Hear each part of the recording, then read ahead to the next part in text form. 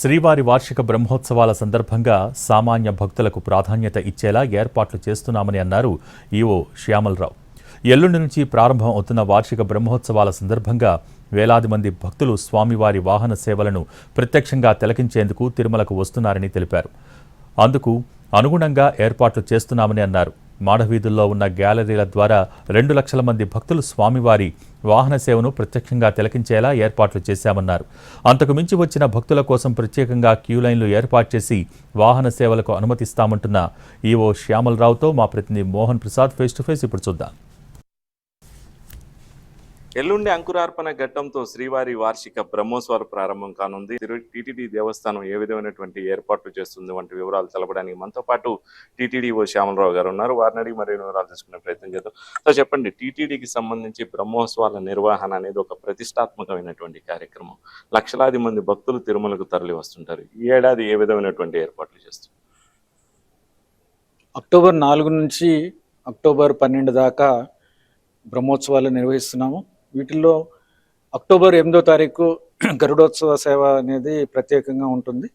ఎందుకంటే ఆ రోజు చాలా ఎక్కువ మంది వస్తారు. మిగిలిన రోజుల్లో కూడా ఎక్కువ మంది భక్తులు బ్రహ్మోత్సవాల్లో ఇక్కడికి వస్తారు కాబట్టి వారి కోసం ప్రత్యేకమైన ఏర్పాట్లు చేసాం. ఈ ఏర్పాట్ల యొక్క ఉద్దేశం ఏంటంటే, ఇక్కడికి ఎవరు వచ్చినా సరే వారికి దర్శనం అనేది సంతృప్తికరంగా జరగాలి. అలాగే వాహన సేవలు చూద్దామని వెళ్ళే వాళ్ళకి కూడా సంతృప్తికరంగా అక్కడ ఉండేలాగా, అక్కడ దర్శనం జరిగేలాగా ఏర్పాట్లు చేస్తున్నాము. అన్ని రకాల ఏర్పాట్లు కూడా రవాణా సౌకర్యం దగ్గర నుంచి అన్నప్రసాదాలు, సెక్యూరిటీ, అన్ని రకాల చర్యలు కూడా తీసుకోవడం జరిగింది ఇప్పటిదాకా.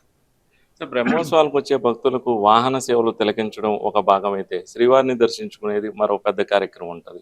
ఈ నేపథ్యంలో అంటే పెరటాసికి సంబంధించి 3-4 శనివారాలు కూడా బ్రహ్మోత్సవాల సమయంలోనే వస్తున్న నేపథ్యంలో తమిళ భక్తుల తాకిడి కూడా ఎక్కువ ఉంటుంది. దర్శనాలకు సంబంధించి ఏ విధమైనటువంటి ఏర్పాట్లు చేస్తారు? దర్శనాల కోసం చాలా ఎక్కువ మంది వస్తారు ఈ బ్రహ్మోత్సవాల్లో. అందుకనే ఆద్యత సేవల్ని రద్దు చేయడం జరిగింది. అలాగే విఐపి బ్రేక్ దర్శనాలు కూడా చాలా తగ్గించేసి సెల్ఫ్ ప్రోటోకాల్ మాత్రమే పెట్టడం జరిగింది. అది కూడా గరుడోత్సవ రోజు సెల్ఫ్ ప్రోటోకాల్ కూడా ఉండదు. అందరికీ కూడా సామాన్య భక్తులకి మాత్రమే ఆ రోజు ప్రవేశము. ఎస్సిడి టోకెన్లు 1,32,000 టోకెన్లు బ్రహ్మోత్సవాల కోసం ఇవ్వడం జరిగింది. అలాగే సర్వదర్శనం టోకెన్లు 24,000 మందికి సర్వదర్శనం టోకెన్లు ఇవ్వడం జరుగుతుంది.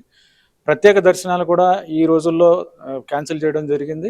ఈ విధంగా ఎక్కువ మంది భక్తులకి దర్శనాలు చేసుకోవడానికి అరేంజ్మెంట్ చేయడం జరిగింది. అలాగే ఎక్కువ మంది భక్తులు వస్తారు కాబట్టి క్యూ లైన్లో కానీ, లేకపోతే క్యూ కాంప్లెక్స్, వైకుంఠం కాంప్లెక్స్లో కానీ వెయిటింగ్ ఉంటుంది కాబట్టి ఆ వెయిటింగ్ టైంలో కూడా వాళ్ళకి అన్నప్రసాదాలు, తాగునీరు, అలాగే పాలు చిన్నపిల్లలకి, ఇవన్నీ కూడా ఎక్కడ ఇబ్బంది లేకుండా మేము అన్ని కూడా ఏర్పాట్లు చేసుకోవడం జరిగింది.